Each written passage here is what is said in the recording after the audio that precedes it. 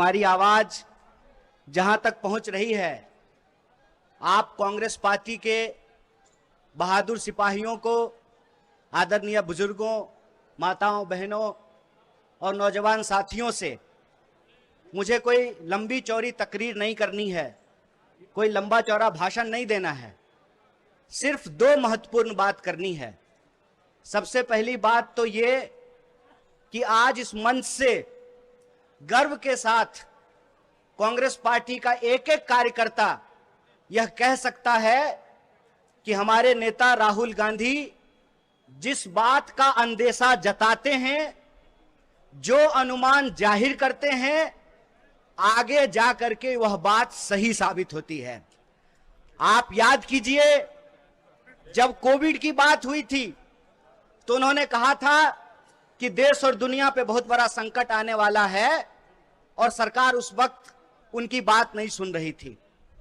जब अदानी का नाम घोटाले में आया तब राहुल जी ने कहा कि ये भारत के इतिहास का अनुमानतः सबसे बड़ा घोटाला है और देखिए कि एक एक करके उसकी परतें खुलनी शुरू हो गई है।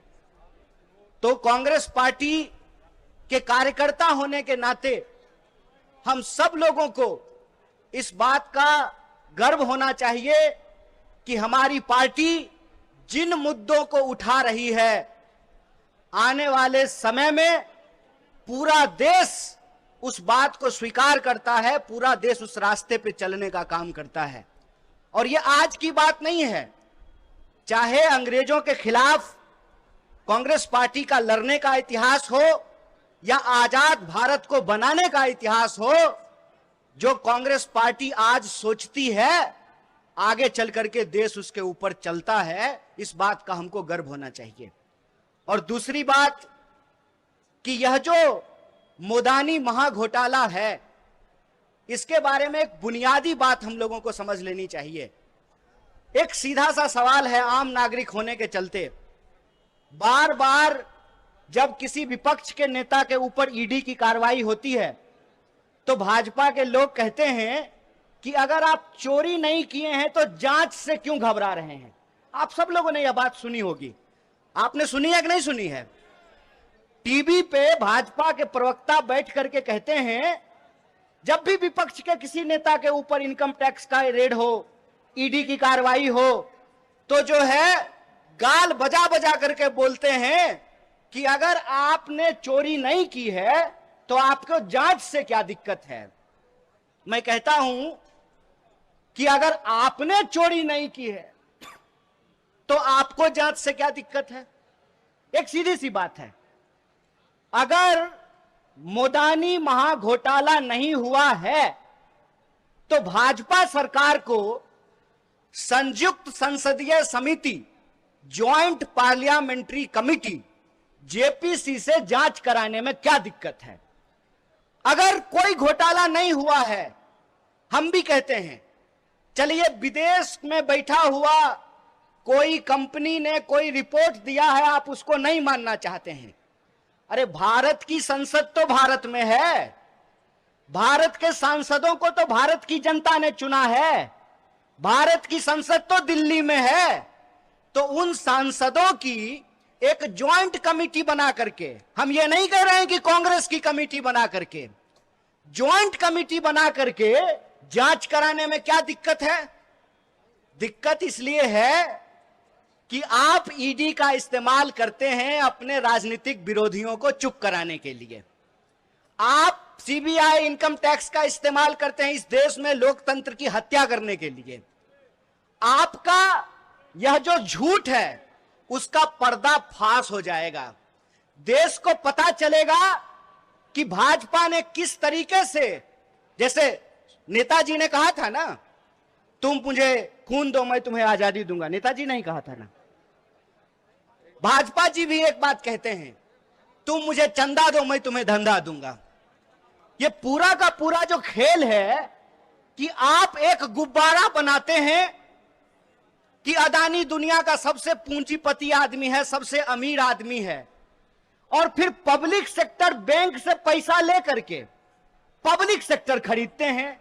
मतलब देख रहे हैं, आपका पैसा अदानी के खाते में पहुंचाते हैं और फिर अदानी इस देश का रेलवे खरीदेंगे, एयरपोर्ट खरीदेंगे, एलआईसी खरीदेंगे, एसबीआई खरीदेंगे।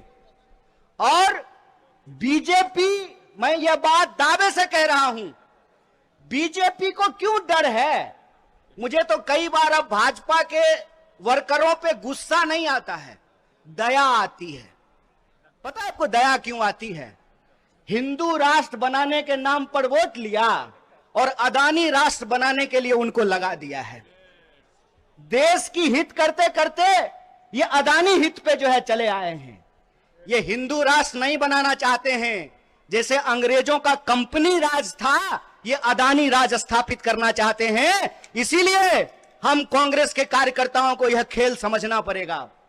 ये इस देश में लोकतंत्र का घोटाला कर देना चाहते हैं, संवैधानिक संस्थाओं को समाप्त कर देना चाहते हैं और धीरे धीरे इस देश के ऊपर तानाशाही थोपना चाहते हैं। इसीलिए मोदी और अदानी अलग अलग नहीं हैं, ये एक हैं और ये मोदानी महाघोटाला है। कौन सा घोटाला है? मोदानी महाघोटाला है। और जेपीसी की जांच हुई तो भारत के इतिहास का सबसे बड़ा महाघोटाला यह साबित होने वाला है। बेईमानी करके देश की जनता का पैसा ले रहे हैं। शेयर मार्केट में छोटे छोटे लोग, दुकानदारी करने वाले, नौकरी करने वाले नौजवान बच्चे भी मोबाइल से शेयर खरीद रहे हैं। लोग जो है एसआईपी कर रहे हैं, म्यूचुअल फंड में पैसा लगा रहे हैं। और जब आप पब्लिक सेक्टर का भी जब निवेश कर रहे हैं, वो पैसा भी अदानी के खाते में पहुंच रहा है। तो आने वाले समय में ये गुब्बारा फूटने वाला है। इसीलिए इस देश के छोटे निवेशकों के पक्ष में, इस देश के मिडिल क्लास के पक्ष में और इस देश के गरीब लोगों के पक्ष में कांग्रेस पार्टी की यह जिम्मेवारी है कि देश को आगाह करे और आने वाला जो संकट है उसके खिलाफ मुस्तैदी से लड़ाई लड़ा जाए। इसीलिए अदानी महाघोटाला हमारे लिए एक बहुत बड़ा मुद्दा है। और आज जब दिल्ली प्रदेश कांग्रेस कमेटी आदरणीय देवेंद्र यादव जी के अध्यक्षता में प्रदर्शन कर रहा है, इसी वक्त पूरे देश में कांग्रेस पार्टी का कार्यकर्ता, कांग्रेस पार्टी के सिपाही इस महाघोटाला को उजागर कर रहे हैं। और हमारी एक सीधी मांग है कि अगर आपने चोरी नहीं किया है तो आपको जांच कराने में क्या दिक्कत है? आप जांच कराइए, जेपीसी की जांच हो, दूध का दूध और पानी का पानी हो। और कांग्रेस पार्टी जो मुद्दा उठाती है उसको अंजाम तक पहुंचाती है।